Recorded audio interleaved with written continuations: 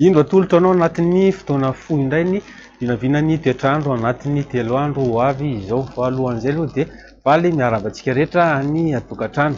Araka ny fahandresana fahany vitsivitsy izay dia fiatsinanan'ny Madagasikara ity izao ilay dépression Francisco. Mbola tsy miditra tanety ary izy dia ny rindrin-drahona miaraka aminy efa nitondra orana matevitevina tamin'iny faritra atsinanan'ny Madagasikara iny. Raha ny nisy azy tamin'ny 4 tolakandro teo ny foibeny zany dia any amin'ny 70 kilometatra atsinanan'ny Vatomandry, ny rivotra entiny eo amin'ny 520 kilometatra isan'ora, ny tafiotra mahatratra any amin'ny 70 na 70 kilometatra isan'ora. Izy dia mikisaka mianatsimo somary atsimo andrefana amin'ny fainganam-pandeha amin'ny 8 kilometatra isan'ora. Raha ny vinavina momba azy io dia hiditra tanety izy rapitso tolakandro any amin'iny distrikany Mahanoro iny.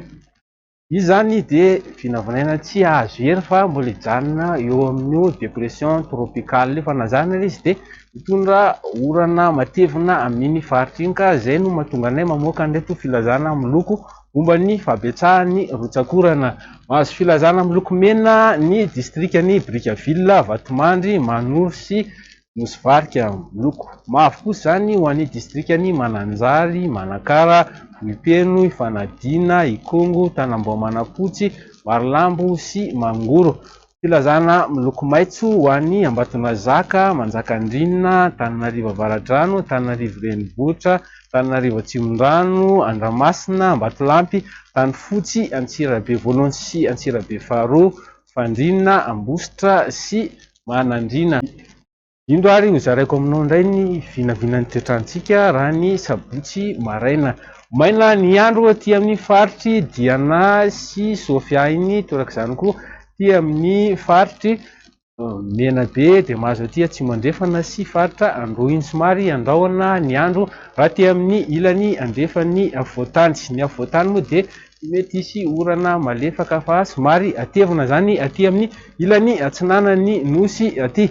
Ny tolakandro dia aty amin'ity faritra atsimon'nosy aty no vinavinaina ho maina fa ny faritra sisa dia anorana ny andro.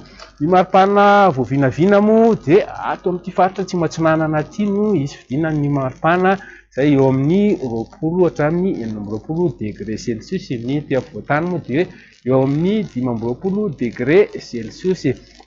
Raha ny lahady indray dia mbola aty amin'ity faritra atsimo andrefana sy aty amin'ny mahazo aty amin'ny Orombe ary Androy aty no maina. Ny faritra sisa zany dia mbola anjaka hatrany ny orana.